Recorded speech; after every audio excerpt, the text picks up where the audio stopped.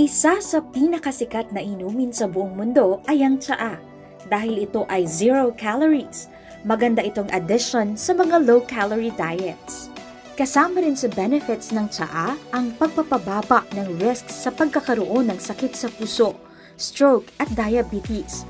Bukod dito, napakarami pang nutrients at minerals ng tsaa. Theaflavins at thearubicins ay matatagpuan sa black tea. Ito ay mga antioxidants na maganda sa kalusugan. Polyphenols ay mahahanap din sa black at green tea.